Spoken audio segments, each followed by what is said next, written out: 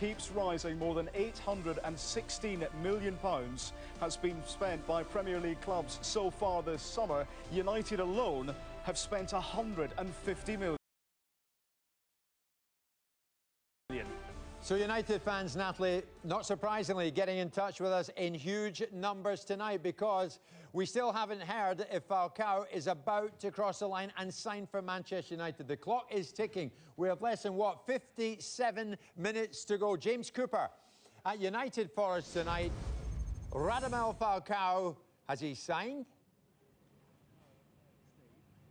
Well, not as yet, but the funny thing about today is we've all been getting very frantic about it. We were shocked when we heard that Falcao was coming. We were then frantically waiting for him to arrive in Manchester. I've got to say, throughout all of this, whether they're like the archetypal swan and not trying to look as though they're panicking, Manchester United have been relaxed. They've told me all day that Daley Blind would sign, and that would be no problem at all. In last hour, of course, we told you he has signed a 4-year deal with an option of another year, £14 million signing, and Manchester United almost up to that £150 million barrier that we talked about for the transfer window. They're relaxed too there about Radamel Falcao, although they've given themselves a bit of an uphill challenge on this one in terms of timescale. It's not going to be easy for them. He was now late arriving in Manchester, didn't get here until about 20 to 7 this evening. It's not an easy thing to do a medical. They usually do it in various places around Manchester, especially a big signing like this. But a lot of the hospital specialists have come here to Carrington, to the Aon Trahan complex, and doing the medical here. So all very confident that everything will happen and that by 11 o'clock tonight he will have that season-long loan to Manchester United. They'll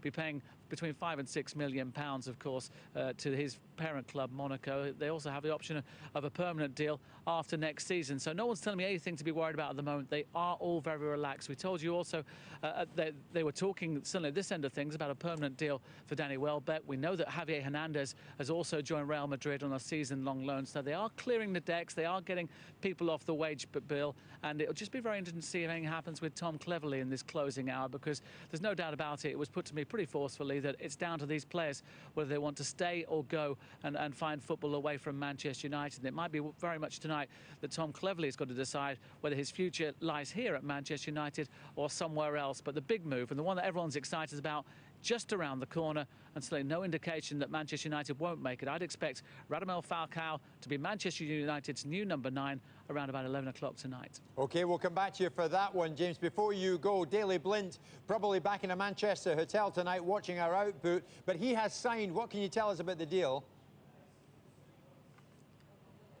Well, it's going to be a 4-year deal. It's £14 million, they say, taking the Spain to around about £145 million all told for Manchester United. He's come in, he knows all about Louis van Gaal. He's played with him, of course, at Holland, and played in the World Cup, played in a variety of positions, played defensive midfielder, played wing-back, played left-back. Manchester United predominantly have signed him, though, as a defensive midfielder. That might give us a few clues about where they're going to go formation-wise, whether they'll stay with a back 5 and keep it a 5-3-2, or go maybe 4-3-3 or even 4-4-2. But Blind is going to be a defensive midfielder, and interestingly enough, Louis van Gaal says about him, he's worked under my philosophy, and that's a key word for Van Gaal. If you understand his philosophy and go along with his philosophy, you're almost halfway there with Louis van Gaal. But Danny Blind, I think, will be a very important person, alongside the likes of Robin van Persie, who knows Van Gaal very well, in carrying that philosophy through the rest of the Manchester United players, who look at the moment as though they're perhaps struggling with that philosophy just a little bit. James, thanks for that. So we're still waiting on the Falcao deal. Yeah. We're also awaiting news on Danny Welbeck and that move to Arsenal, I should say, from Manchester United. Geraint Hughes is at Arsenal for us. What more can you tell us? Yes, it's looking like it's become a very similar situation to what James was describing with the Falcao deal. The deal has been agreed, in principle, between Arsenal and Manchester United. So that's one big sticking point out the way. Manchester United reticent about letting their players go to clubs they regard as challengers for the Premier League, challengers for Champions League spots. So that sticking point has been overcome. So a deal's been agreed between the two clubs. But in this last hour, less than an hour now, there is a lot of work to be done, because the I's need to be dotted, the T's need to be crossed, because the deal is not yet formally done. There's still some work to be done. People behind the scenes at both clubs are going to be working hard to get this one done. Danny Welbeck, obviously, wants to further his career. He's only 23, 25 England caps to his name. It feels, as James was saying, one of those players that needs to get football outside of Manchester United, and Arsenal is the club that he certainly, we understand, wants to come to. So deal has been agreed for Danny Welbeck, but as yet, those I's yet to be dotted, the T's yet to be crossed. Now, some players who are on their way out of Arsenal as well. Some of the lesser well-known players, the likes of Rio Miyachi has gone on Rio Miyachi, I beg your pardon, has gone on a loan deal to the Netherlands. He's gone to FC 20, back to the Netherlands. He's previously played for Feyenoord as well. And Ignacy Miguel has gone on a permanent deal to Norwich, the 21-year-old Spaniard there. He's going to East Anglia. Those two players leaving the Emirates this evening. Danny Welbeck looks like he is on his way, but in the remaining time for the transfer deadline, a lot of work to make that deal come to fruition. But the deal has been agreed. Geraint, thanks very much. So Welbeck, very close to the exit door at Manchester United. Hernandez already gone. He's at Real Madrid. What about Tom Cleverley? Could he make it a hat-trick of players on deadline day to leave Manchester United? Alan Irwin is at Everton's training ground and will tell us. Now, they're leaving it late, Alan. What can you tell us?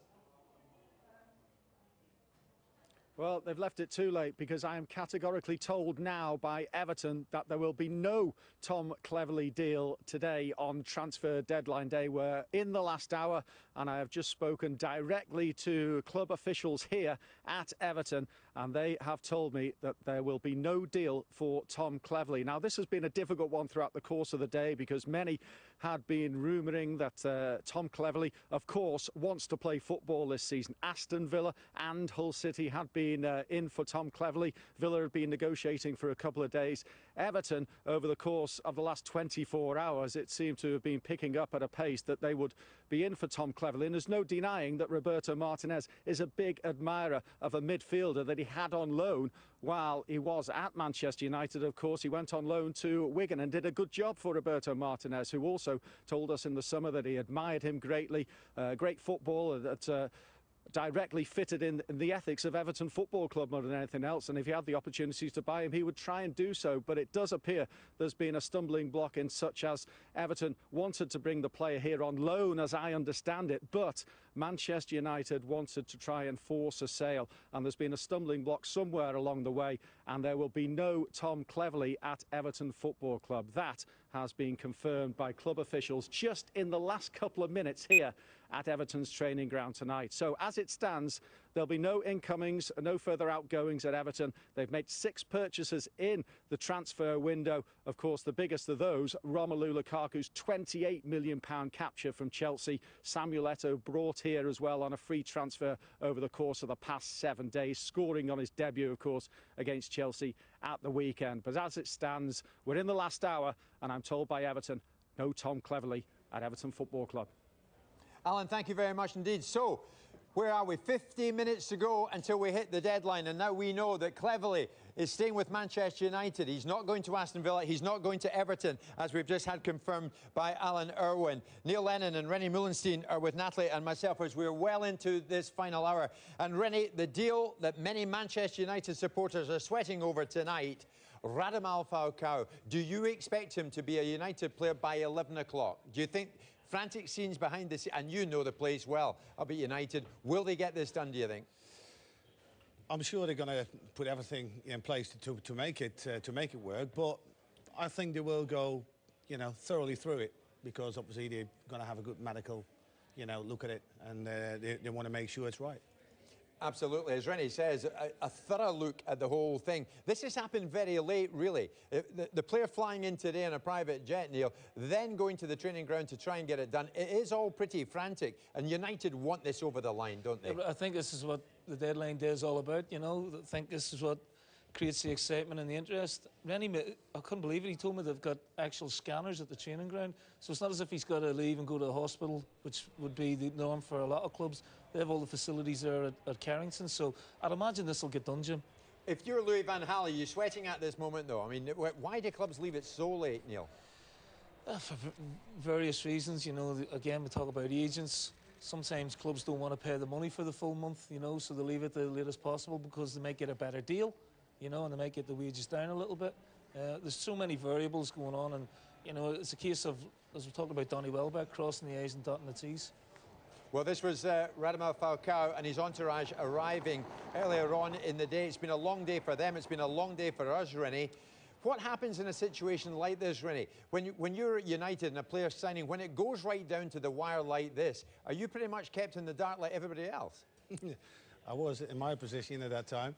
I can only remember, I think it was Dimitar Berbatov that was signed on the sort of the last minute when he came to us. But I think, as far as I can remember, and I know Sir Alex Ferguson and David Gill very well, they try to do business fairly early. But it's sometimes inevitable that it comes to this day. One reason for your show, of course. But secondly, is because when people know there's a demand, clubs know there's a demand, they're not going to straight away do the deal because they know they will have something to bargain for. And that's why everything is left so late.